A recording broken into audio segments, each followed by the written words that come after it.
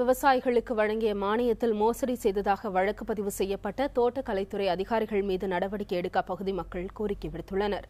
விவசாய உற்பத்தியை பெருக்க மானியம் வழங்குவதில் புதிய முறையை அரசு கையாள வேண்டும் என்றும் அவர்கள் வலியுறுத்தியுள்ளனர்.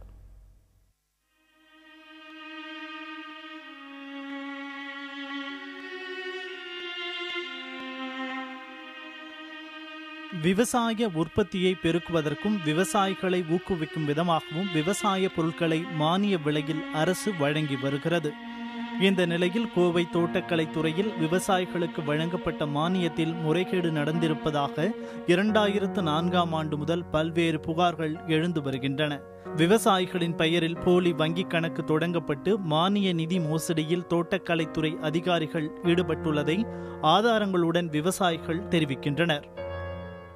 கோடிக்கணக்கான ரூபாய் இந்த மானியத்தை போட்டு செத்த விவசாயி, இல்லாத விவசாயி, ஏதோ குறிப்பிட்ட மாதிரி ஒரு 10% விவசாயி கொடுக்குறாங்க.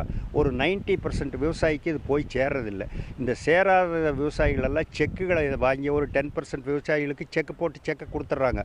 பாக்கி இருக்கிற விவசாயிகள் பேரில் போட்ட செக்குகளை இது கோத்தகிரி போஸ்ட் ஆஃபீஸ்லேயும் இந்த வெளியூரில் ஊட்டி போஸ்ட் ஆஃபீஸ்லையும் போய் அந்த செக்கில் என்ன பேர் இருக்குதோ அந்த பேருக்கு ஒரு அக்கௌண்ட் ஓப்பன் பண்ணி அங்கே அந்த செக்கை போட்டு பணத்தை பூரா டிபார்ட்மெண்ட் ஆளுகளை எடுத்து ஸ்வாகம் பண்ணிடுறாங்க. விவசாயிகள் அளித்த புகாரின் அடிப்படையில் விரிவான விசாரணை நடத்தப்பட்டு வழக்கு பதிவு செய்யப்பட்டுள்ளது. இருப்பினும் சம்பந்தப்பட்ட தோட்டக்கலைத்துறை அதிகாரிகள் மீது நடவடிக்கை எடுக்கப்படவில்லை என புகார் கூறுகின்றனர் விவசாயிகள். விவசாயிகள் பேரில் அவங்க பேர்லேயே செக்கு டிராஃப்ட் வாங்கி போலி கையெழுத்து போட்டு அவங்க பேரில் வங்கி கணக்கு கூட அவங்க அந்த அதிகாரிகளை போஸ்ட் ஆஃபீஸில் அக்கௌண்ட் ஓப்பன் பண்ணி அந்த டிராஃப்டை அதில் போட்டு கலெக்ஷன் போட்டு எடுத்திருக்காங்க. இந்த மாதிரி ஒரு கடுமையான குற்றம் புரிந்த அந்த அதிகாரிகள் மேலே கூட இன்னும் வழக்கு நிலுவின்னு 14 வருஷம் 15 வருஷம் இழுத்தடிச்சிட்டு இருக்கிறாங்க. எப்போ இதுக்கு ஒரு முடிவு வரும்னு தெரியல. அந்த எல்டிபிஇ பெயரிலும் ராமன் பெயரிலும் வழக்கு தொடரப்பட்டு இருக்கின்றது. அவர்களும் இன்னும் ஓரிரு மாதங்களிலே அவர்கள் ரிட்டையராக போவதாக செய்தி வருகிறது. அப்போ 10-12 வருஷம் வழக்கு நடத்திட்டு அப்போ ரிட்டையர் ஆகி போய்க்கலாம்ங்கிற எண்ணத்தில் இருக்கிறாங்க. அதை முற்றிலும் மாறாக அதற்கு தண்டனை கொடுக்க வேண்டும். விவசாய உற்பத்தியை பெருக்க மானியம் வழங்குவதில் புதிய முறையை அரசு கையாள வேண்டும். விவசாயம் தொடர்பான துறைகள் மீது அரசு கவனம் செலுத்தி தொடர் கண்காணிப்பில் ஈடுபட வேண்டும் என விவசாயிகள் கோரிக்கை விடுத்துள்ளனர். தகவல் அறியும் உரிமை சட்டம் மூலமாக விவசாயிகளுக்கு வழங்கிய மானியத்தில் முறைகேடுகள் நடந்திருப்பது உறுதிப்படுத்தப்பட்ட பிறகும் அதிகாரிகள் மீது குற்ற நடவடிக்கை எடுக்க வேண்டும் என்ற விவசாயிகளுடைய கோரிக்கை நிராகரிக்கப்பட்டு ஒழுங்கு நடவடிக்கையும் முறையாக மேற்கொள்ளப்படாதது விவசாயிகளிடையே பெருத்த ஏமாற்றத்தை அளித்துள்ளது. புதிய தலைமுறைக்காக கோவையிலிருந்து ஒளிப்பதிவாளர் முத்துப்பாண்டியுடன் சுதீஷ். கோவை விவசாயிகளுக்கு வழங்கப்பட்ட மானிய தொகையை சம்பந்தப்பட்ட விவசாயிகளின் பெயரில் வங்கிக் கணக்கு தொடங்கி தோட்டக்கலைத்துறை அதிகாரிகள் மோசடியில் ஈடுபட்டது குறித்து பார்த்தோம். இது குறித்த கூடுதல் விவரங்களை செய்தியாளர் சுதீஷிடம் கேட்கலாம். சுதீஷ், தகவல் அறியும் உரிமை சட்டம் மூலமா இந்த விஷயம் தற்போது வெளிச்சத்திற்கு வந்திருக்கும் நிலையில யார் தகவல் அறியும் உரிமையில கோரினது, எவ்வளவு ரூபாய் அளவிற்கு மோசடி நடந்திருக்கு அப்படின்னு தெரிய வந்திருக்கா? திவ்யா, பார்த்தீங்கன்னா ஆரம்ப கட்டத்தில் இப்போ இந்த தோட்டக்கலைத்துறை மற்றும் இயந்திரங்கள் பொறியியல் துறையில் அதிகமாக மானியங்கள் விவசாயிகளுக்கு வழங்கப்பட்டு வருகிறது. இதனைத் தொடர்ந்து பார்த்தீங்கன்னா இப்போ இந்த கோவை மற்றும் கோவை மாவட்டம் முழுவதுமே பொள்ளாச்சி, மேட்டுப்பாளையம் உள்ளிட்ட அனைத்து தாலுகா பகுதிகளிலும் சுமார் 39 அதிகாரிகள், தோட்டக்கலைத்துறை சார்ந்த அதிகாரிகள் இந்த மானியம் வழங்குவதில் விவசாயிகளுடைய வங்கி, அதாவது விவசாயிகளுடைய பெயரில் தொடர்புடைய விவசாயிகளுடைய பெயரில் வங்கிக் கணக்கை போலியாக மற்றொரு பகுதியில் ஏற்படுத்தி அதன் பெயரில் அவர்கள் அந்த மானியத்தை அங்கிருந்து எடுத்து வந்துள்ளனர். இதனை ஒரு விவசாயி எதர்ச்சியாக தோட்டக்கலைத்துறையில் தொடர்ந்து இந்த மானியம் வழங்கும் விவசாயிகளுடைய பெயர்கள் அந்த அலுவலகத்தில் பெயர் பலகைகளில் அந்த பெயர்கள் இடுவது வழக்கம். இதன்படி ஒரு விவசாயி மற்றொரு விவசாயியுடைய பெயரை பார்த்துவிட்டு இது போன்ற மானியம் கிடைக்கப்பெற்றுள்ளது குறித்து விசாரித்துள்ளார். அதற்கு அந்த விவசாயி மானியம் நான் பெறப்படவில்லை என்ற ஒரு கோணத்தில் அவர் தெரிவித்து அதனை நேரடியாக தோட்டக்கலைத்துறை அதிகாரிகளிடம் கேட்டபோது இந்த உண்மை வெளிச்சத்துக்கு வந்திருக்கிறது. இதனைத் தொடர்ந்து அவர்களுடைய அந்த மழுப்பலான பதிலுக்கு பிறகு தகவல் அறியும் உரிமை சட்டத்தில் இது தொடர்பாக மானியம் தொடர்பாக அறிந்தபோது அந்த மானியம் கொடுத்தது உறுதி செய்யப்பட்டிருக்கிறது. இதனைத் தொடர்ந்து கோவையில் உள்ள தமிழ்நாடு விவசாயிகள் சங்கம் மற்றும் பாதிக்கப்பட்ட விவசாயி பாலசுப்ரமணியன் பாலசுப்ரமணியம் ஆகியோர் இணைந்து இந்த முறைகேடு தொடர்பாக காவல் நிலையத்தில் முதலில் புகார் அளித்துள்ளனர். காவல் நிலையத்தில் புகார் ஏற்க மறுத்ததை தொடர்ந்து ஊழல் மற்றும் கண்காணிப்பு துறையில் புகார் கொடுக்கப்பட்டிருக்கிறது. தொடர்ச்சியாக இந்த புகாரானது கொடுக்கப்பட்டு அதாவது 2004ஆம் ஆண்டு இந்த புகாரானது தெரிவிக்கப்பட்டிருக்கிறது. 2000 ஆண்டிலிருந்து 2003ஆம் ஆண்டு வரை நடைபெற்ற ஊழல் தொடர்பான அனைத்து தகவல்களையும் அவர்கள் சேகரித்து முழுவதுமாக இந்த புகாரை ஊழல் தடுப்பு மற்றும் கண்காணிப்பு துறையிடம் அவர்கள் அளித்திருக்கிறார்கள். அதன் பிறகும் முதல் தகவல் அது எஃப்ஐஆர் பதிவு செய்யப்படவில்லை. தொடர்ந்து 2004ஆம் ஆண்டு கொடுக்கப்பட்ட புகாரின் அடிப்படையில் தொடர்ந்து விசாரணை மேற்கொண்டு அந்த விசாரணை தொடர்பான அனைத்து ஆவணங்களும் சேகரிக்கப்பட்ட பிறகு 2009ஆம் ஆண்டு சுமார் 39 தோட்டக்கலைத்துறை அதிகாரிகள் மீது வழக்கு பதிவு செய்யப்பட்டது. இந்த வழக்கு தொடர்பான ஆவணங்கள் தொடர்ந்து தமிழக அரசுடைய தலைமைச் செயலகத்திற்கு மாற்றப்பட்ட போது தலைமைச் செயலகத்தின் உத்தரவுப்படி இந்த வழக்கு விசாரணையானது தீர்ப்பாய நீதிமன்றத்திற்கு மாற்றப்பட்டு தற்போது அந்த வழக்கு விசாரணை தொடர்ந்து நடைபெற்று வருகிறது.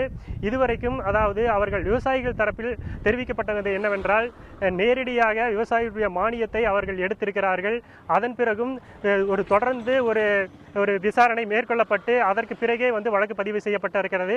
அதன் பிறகும் இந்த ஒழுங்கு நடவடிக்கை தீர்ப்பாயத்திற்கு இந்த வழக்கானது விசாரணை மாற்றப்பட்டிருப்பது அவர்களுடைய பெரும் ஏமாற்றத்தை ஏற்படுத்தி இருக்கிறது.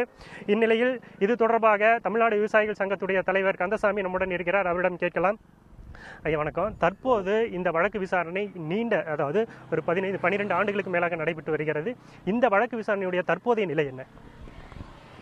இந்த வழக்கிலே 2 வகையான வழக்குகள் நிலுவையில் இருந்து வருகின்றன. ஒன்று, எங்களுடைய தலைவர் வழக்குப்பாறை பாலு அவர்களுடைய கையெழுத்தை போலியாக அந்த அதிகாரிகளை போட்டு அவருக்கு வரவேண்டிய மானியத்தை அவர்கள் சுருட்டி கொண்டனர். இது தொடர்பாக காவல் நிலையத்தில் புகார் கொடுத்து நீண்ட போராட்டத்திற்கு பிறகு அங்கே புகாரே பதிவு பண்ண மாட்டேன்ட்டாங்க. அதுக்கப்புறம் அது சொல்ல ரொம்ப நேரம் எடுத்துக்கு பல போராட்டத்துக்கு பிறகு ஒரு எஃப்ஐஆர் பதிவு செய்யப்பட்டது. வித்யா குல்கர்னி என்ற ஒரு துணை ஆணையர் அவர்கள் உத்தரவின் பேரில் அந்த எஃப்ஐஆர் பதிவு செய்யப்பட்டது. இப்போ பதிவு செய்யலை கூட அந்த ஆய்வாளர் கௌதம்ங்கிற ஆய்வாளர் எங்ககிட்ட கேட்ட கேள்வி, நீங்கள் இப்போ சொல்லுவீங்க எஃப்ஐஆர் போட சொல்லி, நாளைக்கு அவங்க கூட காம்ப்ரமைஸ் ஆகிக்குவீங்க, நாங்கள் செஞ்ச வேலையெல்லாம் வேஸ்ட்டாக போகு, அப்படி ஏதாவது இருக்கிற மாதிரி இருந்தால் இப்போயே சொல்லுங்கன்னாருங்க. இல்லை, நாங்கள் கன்விக்ஷன் வாங்கி கொடுக்காம நாங்கள் தூங்க மாட்டோம், உங்களுக்கு முழு ஒத்துழைப்பு கொடுப்போம்னு சொல்லி உத்தரவாதம் கொடுத்த பிறகுதான் எஃப்ஐஆரே போட்டாங்க. அதுக்கப்புறம் அந்த எஃப்ஐஆரை சார்ஜ் ஷீட் போடுறதில் ஒரு போராட்டம், அதையும் சார்ஜ் ஷீட் போட மாட்டேன்னாங்க. அப்போதைய ஆணையர் கரண் சின்ஹா அவர்களுடைய உத்தரவின் பேரில் எல்ஏவுடைய லீகல் அட்வைசர் டு கமிஷனர் அவருடைய ஆலோசனையின் பேரில் மீண்டும் அந்த சார்ஜ் ஷீட் ஃபைல் செய்யப்பட்டது. அந்த குற்றப்பத்திரிகை தாக்கல் செய்து இத்தனை காலமாயுமே இன்னும் விசாரணை நிலுவையில் இருந்து வருகிறது. அதில் குற்றம் சாட்டப்பட்ட நபர் எல்டி பழனிசாமி என்கின்ற ஒரு தோட்டக்கலை அலுவலரும் பிபி ராமன் என்கிற ஒரு உதவி வேளாண்மை அலுவலரும். இந்த வழக்கிலே எல்லா சாட்சியங்களும் சொல்லியாச்சு, ஒரு சாட்சி கூட பிறல் சாட்சியாக மாறவில்லை. அந்த கையெழுத்து பாலசுப்ரமணியம் என்கிற வழக்குப்பாறை பாலு அவர்கள் போட்ட கையெழுத்து அவரது தானா என்பதை தடய அறிவியல் துறைக்கு நீதிமன்றத்தின் மூலமாக அனுப்பி அது பாலசுப்ரமணியம் கையெழுத்து அல்ல என்று ரிப்போர்ட் வந்தாச்சு. இந்த சூழ்நிலையில் இன்னும் வழக்கு எல்லா சாட்சி விசாரணை முடிந்து அது அந்த வழக்கில் தீர்ப்பு சொல்ல வேண்டிய நாள் நெருங்கி கொண்டிருக்கிறது. அந்த அக்யூஸ் தரப்பில் வேண்டுமென்றே ஒவ்வொரு மனுக்களை போட்டு ஆவணங்களை சமர்ப்பிக்குமாறு தோட்டக்கலைத்துறைக்கு அனுப்புகிறாங்க. அவங்க வாய்தா வாங்குறாங்க. 4 மாதம் 5 மாதம் வாய்தா வாங்கி இழுத்தடிச்சு கடந்த 1 வருஷமாக அதில் பெண்டிங் இருந்துகிட்ருக்குது. தற்போது ஊழல் தடுப்பு மற்றும் கண்காணிப்புத்துறை அலுவலகத்தில் ஆவணங்கள் இருக்குதுன்னு சொல்லி கோர்ட்டு சம்மன் அனுப்பிச்சிருக்குது. அதை அவங்க ப்ரொடியூஸ் பண்ணாதனால மீண்டும் வழக்கு வாய்தாவாயிட்டே போயிட்டுருக்குது. இப்படி போயிட்டுருக்கக்கூடிய சூழ்நிலையே வருகின்ற 31/7 அந்த தோட்டக்கலை அலுவலர் அவர்கள் ஓய்வு பெற இருக்கிறார். இப்போது குற்றம் சாட்டப்பட்ட நபர் அவர் ஓய்வு பெற்று போய்விட்டால் அந்த குற்றம் நீர்த்து போய்விடும்.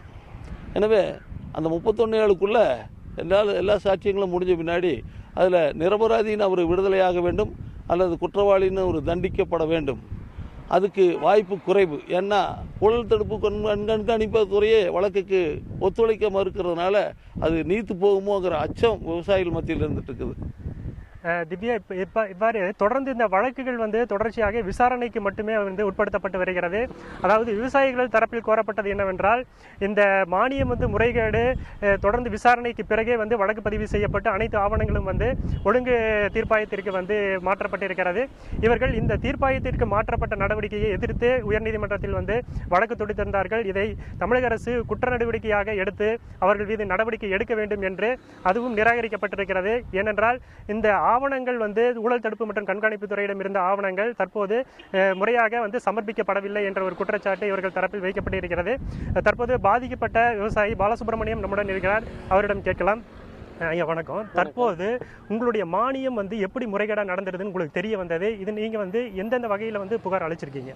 2002 இந்த ஊழல் நடைபெற்றது. அதற்கு பின்பு அங்கே நோட்டீஸ் போர்டிலே என்னுடைய பெயரிலே மானியம் வழங்கப்பட்டிருப்பதாக இருந்ததை சக விவசாயிகள் சொன்னதின் பேரில் நாங்கள் அங்கு சென்று கேட்டோம். 2003, 2004 தான் அவர்கள் அதை ஒத்துக்கொண்டார்கள் என்று சொன்னால் அதை பரிசீலிக்கிறோம் என்று சொன்னார்கள். அதற்கு பின்பு 2004 தான் நாங்கள் வழக்கை தொடுத்தோம். அந்த வழக்கு தொடுத்ததிலிருந்து அவர்கள் இன்று வரையிலும் என்னுடைய மானியம் என்பது நாங்கள் தவறாக எழுதிவிட்டோம் என்று சொன்னதின் பேரிலே நாங்கள் மீண்டும் வழக்கு தொடுக்குவதற்கான ஆயத்தங்களை செய்தோம். அந்த வகையிலே 2004 இன்று வரையிலும் என்னுடைய கையெழுத்தை அவர்கள் அந்த ஃபார்மிலே, அந்த மானியம் வழங்கப்பட்ட அந்த ஃபார்மிலே என்னுடைய கையெழுத்து அல்லது வேறு ஒருவருடைய கையெழுத்து என்பதை பரிசீலிப்பதற்கு அதற்கு எடுத்துக்கொண்டார்கள் 1 வருட காலம். அதில் இந்த மானியம் வழங்கப்பட்டதில் பாலசுப்ரமணியத்தினுடைய கையெழுத்து அல்ல என்று அங்கிருந்து அந்த அனுப்பினார்கள். அதன் பின்பு நாங்கள் தொடர்ந்து இன்று வரையிலும் இந்த மாதிரியான ஊழல்கள் தொடர்ந்து நடைபெறுகிறது, அதை கட்டுப்படுத்த வேண்டும் என்று நாங்கள் சொன்னோம். ஆனால் இருந்தாலும் தொடர்ந்து நடந்து கொண்டுதான் இன்று வரையிலும் நடக்கிறது. திவ்யா, தற்போது இந்த தோட்டக்கலைத்துறையை பொறுத்த வரைக்கும் முதற்கட்டமாக முதலில் மானியம் வழங்கும் போது மட்டும் அது குறித்த ஆவணங்களை விவசாயிகளிடமிருந்து சேகரிப்பதற்காக அவர்கள் அந்தந்த பகுதிக்கு சென்று அது குறித்த ஆவணங்களை திரட்டி விடுகிறார்கள் என்பது விவசாயிகளுடைய ஒரு குற்றச்சாட்டு. அது சேகரித்த பிறகு அந்த இரண்டாவது மற்ற முறைகளில் வழங்குவது மானியங்கள் முழுவதுமாக அவர்கள் வழங்குவதில்லை என்ற ஒரு குற்றச்சாட்டும் இருக்கிறது. இது போன்ற ஒரு ஆவணங்களை திரட்டி ஒரே முறை மட்டும் மானியம் வழங்கிவிட்டு மற்ற முறைகள் தவிர்க்கப்பட்டிருக்கிறது. இது குறித்து விவசாயி திரவியம் நம்முடன் இருக்கிறார். அவரிடம் கேட்கலாம். உங்களுடைய மானியம் உங்களுடைய அதிகாரிகள் மானியம் வழங்கும் போது உங்ககிட்ட என்ன கேட்டாங்க? அது குறித்து அவங்க என்ன சொன்னாங்க? இதெல்லாம் கேட்குறாங்க. கேட்ட பின்னாடி ஒன்ஸ் வாங்கிக்குவாங்க. 2வது வரும்போது ஒரு தடவை தருவாங்க. 2வது தடவை வரும்போது அவங்களே கையெழுத்து போட்டு எடுத்துக்கிறாங்க. சிட்டா இது எதாக இருந்தாலும் டாக்குமெண்ட் கொண்டு வந்தாங்க, ஃபார்மில் சைன் பண்ணிக்கோங்கன்னு சொல்கிறாங்க. அப்புறம் சைன் பண்ண பின்னாடி அதே சைன் மாதிரி போட்டுக்கிறாங்க. ஆனால் கையெழுத்து போடும்போது மாற்றியிருக்கு. ஒரு தடவை தான் வாங்கியிருக்கிறாங்க. ஆனால் அவங்க போட்டிருக்கிறது 2 தடவை போட்டு எடுத்திருக்கிறாங்க. திவ்யா, இது போன்று முதற்கட்டமாக அவர்களுடைய ஆவணங்களை திரட்டுவதற்கு மட்டும் மானியம் வழங்குவது என்ற ஒரு பெயரில் அவர்கள் சேகரித்து விடுகிறார்கள். இதற்கு பிறகு தொடர்ச்சியாக மானியங்கள் வழங்கப்படுவதில்லை என்ற குற்றச்சாட்டும் இவர்களுடைய தரப்பில் வைக்கப்பட்டிருக்கிறது.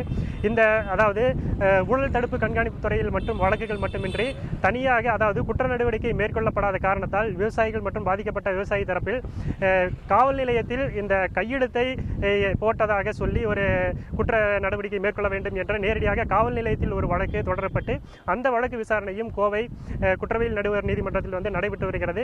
அதற்கான ஆவணங்கள் தற்போது காவல் நிலையத்திலிருந்தும் அங்கு மாற்றப்பட்ட அந்த ஆவணங்கள் மாற்றப்பட்ட ஊழல் தடுப்பு கண்காணிப்பு துறையிடமிருந்தும் முழுமையாக சமர்ப்பிக்கப்படாதது காரணமே அதிகாரிகள் மீது நடவடிக்கைக்கு தாமதமாக இருப்பதாகவும் அவர்கள் தெரிவிச்சிருக்காங்க. திவ்யா, வாழ்க்கைக்கு அடிப்படை ஆதாரமாக இருக்கிற அந்த விவசாயத்தை பாதுகாக்கும் இந்த நேரத்தில் தற்போது விவசாயிகளுக்கு வழங்க வேண்டிய மானியத்தில் மோசடி நடைபெற்றிருப்பது 2004 தெரிய வந்தாலும் அப்போதே புகார் அளிக்கப்பட்டாலும் தொடர்ந்து 10 ஆண்டுகளை கடந்து இந்த விசாரணை என்பது நடைபெற்று வருது. துரிதமாக விசாரணை நடத்தி தற்போது அந்த விவசாயிகள் அதனுடைய பயனை கிடைக்க வேண்டும் அப்படின்றது தான் அனைவருடைய எதிர்பார்ப்பும் இருக்கு. உங்களுடைய தகவல்களுக்கு நன்றி சுதீஷ்.